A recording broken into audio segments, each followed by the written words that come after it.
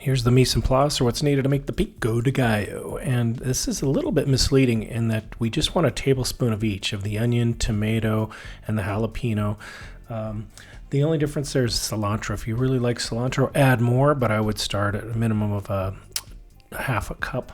And then the salt is as I listed there, and the lime is just half a lime juiced. So we finally minced those onions, put them in a mixing bowl, put everything in the mixing bowl. And as far as the jalapeno goes, just remember the more seeds and membrane you have, the hotter it's going to be. Today we're going to make the mild version, but I do love the jalapeno flavor. So I'm going to remove all the seeds and then finally dice it up and put it in the bowl.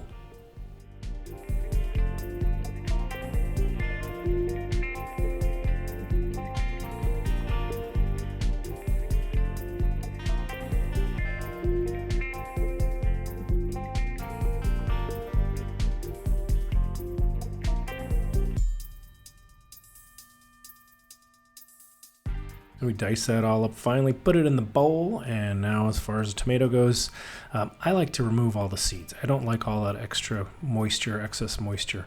So I just remove the seeds, dice it up finally, and put it in the bowl.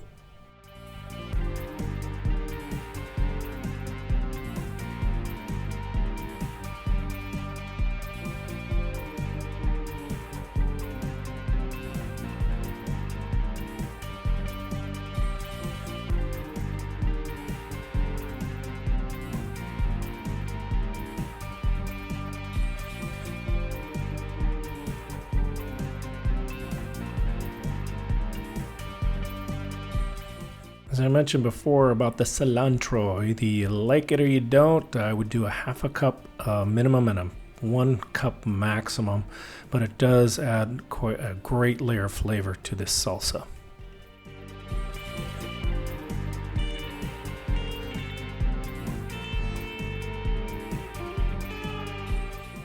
So I'm just going to use half of a lime juice. That's going to provide just all the citrus we need. And we're going to use some salt in here, and that's going to draw out some more moisture. So just with half a lime juice and the salt, that's going to be just enough moisture to make the perfect salsa. And in will go the salt, and it is 1.5 teaspoons. I've done this so many times. That is the perfect amount. That with the lime juice will draw out the moisture we need. And stir this up. Put it in the fridge for about 30 minutes to an hour and enjoy. If you like what you see, there's so much more to come. Please hit subscribe. Thanks for watching.